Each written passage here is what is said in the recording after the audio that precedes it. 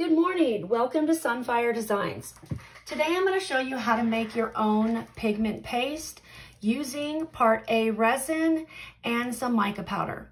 The resin I'm going to be using today is from the epoxy store. It is platinum clear and I am using Part A. And you can use A or B, but do not mix them up or it will cure and then you will not be able to use it as pigment paste. I'm also going to be using a mortar and pestle. I'm going to be using mica powder, a silicone spatula, and a glass jar with a sealing lid to put my finished product in so it doesn't dry up or go bad. Here, this is an example of what the pigment paste looked like. Now this is not beautiful because it's more practical. This is the dark blue, the color that I used for my latest firework floral bloom. I don't know if you can see that. It's a very deep, deep blue.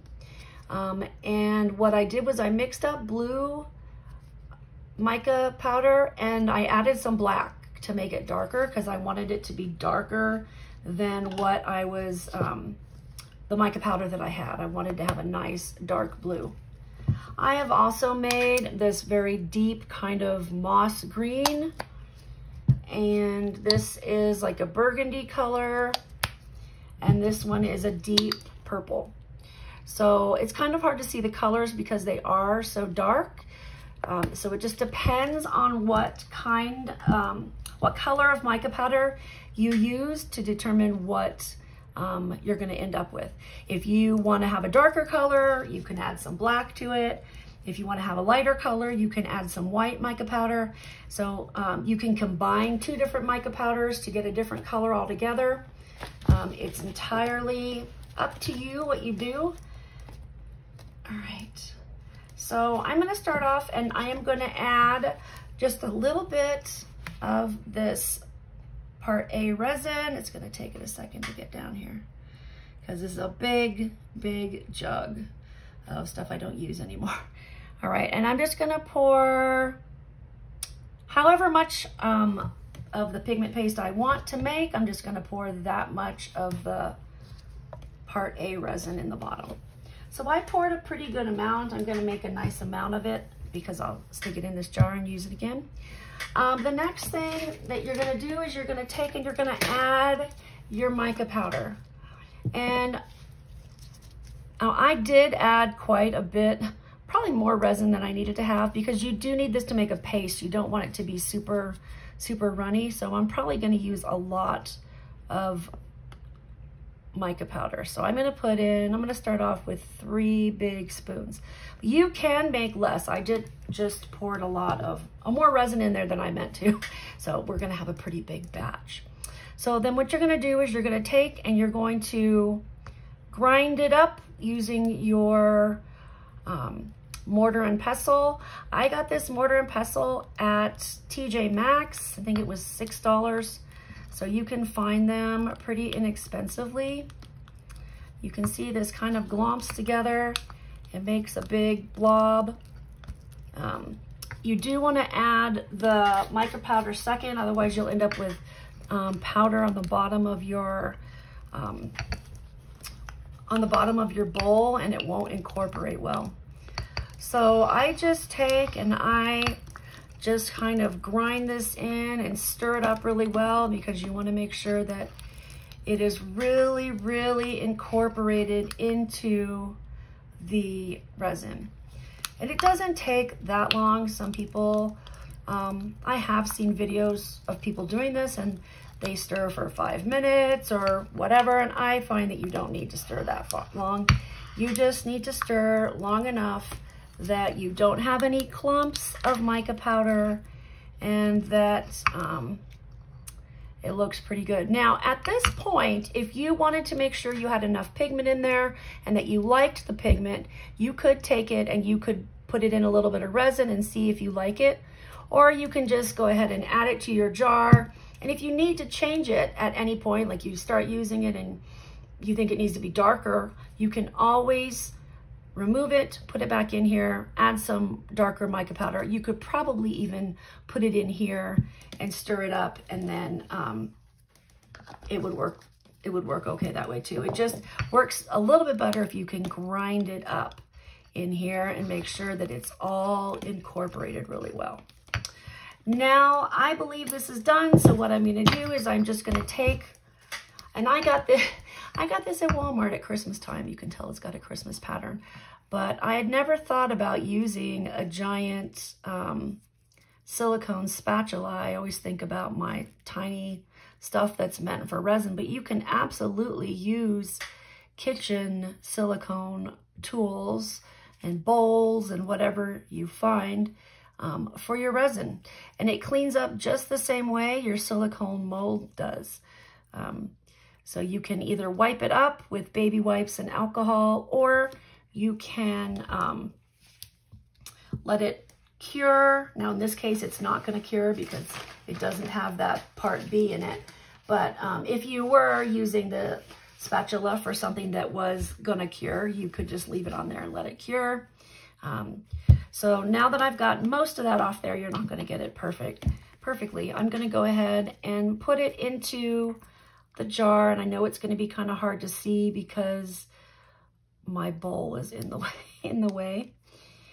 But you can, I got the jars actually at Hobby Lobby. I don't normally shop there, but there was something specific that I needed to get that they only have there, which is why I was there and I found these on sale.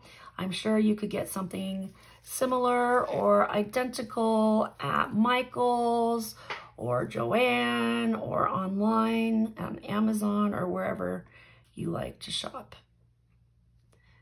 So this does get a little messy and sticky, but it's actually not too hard to clean up. Not nearly as hard as I thought it was going to be when I first did it. All right, so I've got as much as I can get out of this bowl, and I've got it all in here. And I am going to clean up the rim of this before I put the lid on because it will make a mess. But, so I've got my beautiful pigment paste. It should move just a little bit. It's not going to be solid. You don't want it to be solid because then it's going to really be hard. I always stir it up every time before I use it, just to make sure that nothing has sat and made clumps or anything like that. All right, so to clean up, I'm just going to move this out of the way just for a sec. To clean up, I usually take baby wipes and I wipe up as much as I can off of the spatula. It might take a couple baby wipes, but it's not too bad. The resin is super sticky and it's gonna be really sticky until you get it all cleaned up. All right, so that's one. I'm actually going to wash this because it's sitting right here. So take and wipe that off. Sorry, my dogs. This is what they do all day. They like to sit around and bark. All right, and then I'm gonna clean this off just really quickly, just inside the mouth of the jar, because I wanna be able to put the lid on and not have it get gross and sticky. So probably could have avoided that by not putting it in so far, but this is easy to clean up. So that's on there. So I'm gonna put my lid. Ta-da, that's done. You can, if you want to, add a label, writing down what color you use. I actually, the resin I get, if I buy the smaller container, so I buy the gallon size, which is 2 half-gallon jugs. But if I buy the next size down, they send me a bunch of little packets of mica powder. I am not gonna lie, when I have a tote full of these, I have so many of these, because when I was first starting, I would only buy the smaller container because that's what I could afford at the time. Sometimes that's still what I can afford.